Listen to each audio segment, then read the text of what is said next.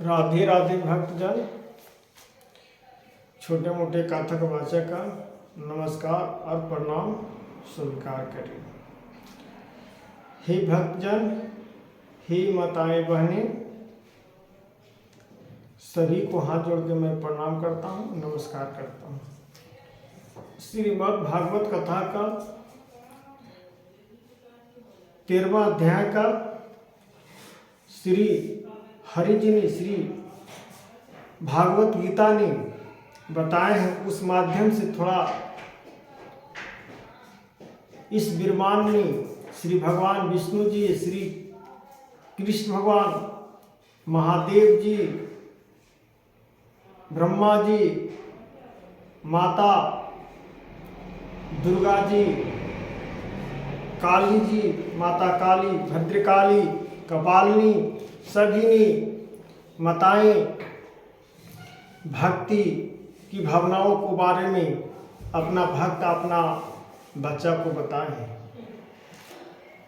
श्री भगवान ने बोले हैं, हे माधव, कर्म और अकर्म, कर्म और अकर्म उत्पन्न करने में हेतु प्रकृति कही जाती है और जीव आत्मा जिसको कहते हैं जीवात्मा, सुख दुख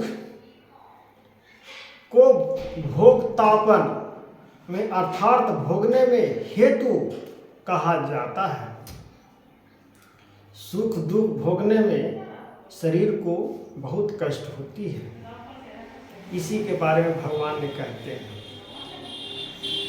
प्रकृति में स्थित ही पुरुष प्रकृति से उत्पन्न त्रिगुण पदार्थों को भोगता है और इन गुणों का संग ही इस जीवात्मा का अच्छी बुरी योनियों में जन्म लेने का कारण है। हे भक्तजन, जिस कर्म का भाव जिस कर्म का धारण करता है उसी योनि में जन्म लेने का अधिकार होता है। अब रोपेगा आम तो खोजेगा इमली कि आम मिलेगा, रोपेगा नींबू तो खोजेगा आम भैया नहीं ना मिलेगा, भक्तजन नींबू ना मिलेगा। तो उसी प्रकार से है कि जैसा आप कर्म करते हो वैसा ही न जन्म का अधिकार पाओगे, उतने न धन प्राप्त करेगा। जिस कर्म से आप जो मनुष्य तन मिला था वो कर नहीं पाया तो आगे चल के क्या होगा? आपको तो भोगना ही पड़ेगा, कष्ट जिंदगी जीना ही पड़ेगा। कुष्ठ होगा, रोगों से पीड़ित रहिएगा, नाना प्रकार का रोग प्राप्त होगा। शरीर तो देखने में लगेगा कि नहीं शरीर हमको मिला है, लेकिन अंदर ही अंदर आप कलपिएगा कि भगवान हमको शरीर का आत्मा क्यों दिए थे जब इतना हमको कष्ट दे रहे हैं। तो जब उस समय परमात्मा को याद करते हैं, तो जब परमात्मा ने आपको कह दिए है कि हम सबको कर्मों का हिसाब रखते हैं, साफ कह दिए हैं भगवान श्रीमद् भागवत गीता में, तो उस कर्मों का अध्ययन क्यों नहीं करते हो जन्म रहते हुए? तो बहुत निष्ठा से कह देते हो कि भगवान शरीर तो दियो लेकिन हमारा ऐसा जीवन बेकार था, इसलिए नहीं देते तो अच्छा था। कैसे नहीं देते? आपको कष्ट कैसे पता चलता कि किस कष्ट से हम जिंदगी जिए? वही आपका पाप प्रायश्चित हुआ। जिस दिन आपका अज्ञात हो गया उसी दिन आपका सब याद आ जाएगा और अपना पापों का अंत करना शुरू कर दीजिएगा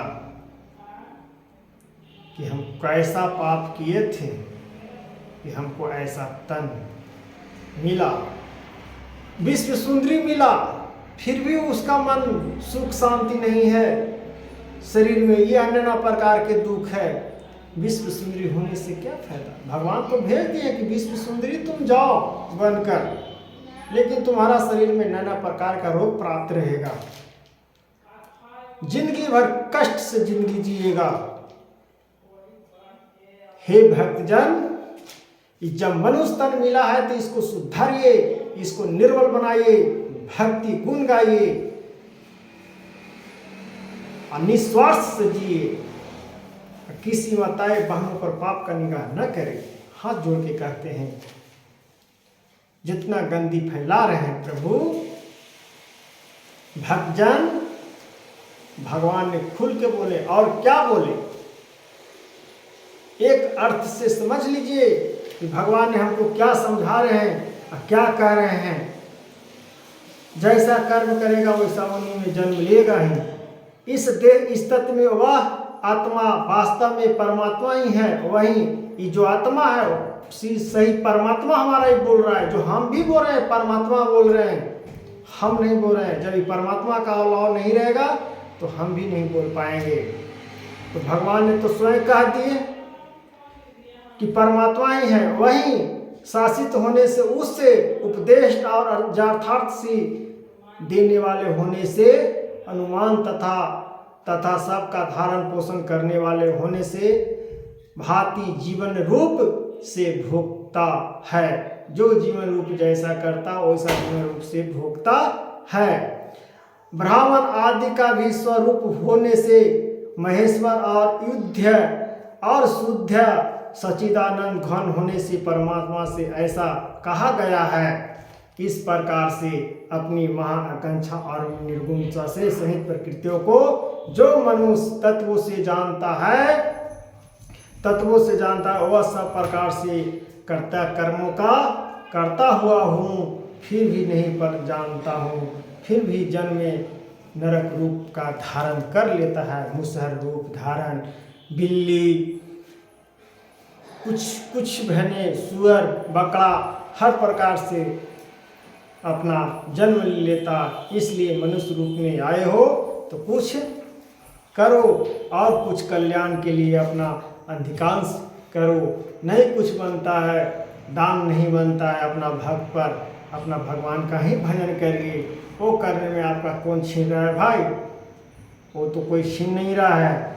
उस परमात्मा को कितने ही मनुष्य तो शुद्ध हुई सूक्ष्म बुद्धियों से ध्यान के द्वारा हृदय से देखता है, अनंत कितने ही ज्ञान योग के द्वारा और दूसरे के कितने ही कर्म योग के द्वारा दिखे हैं अर्थात प्राप्त करते हैं।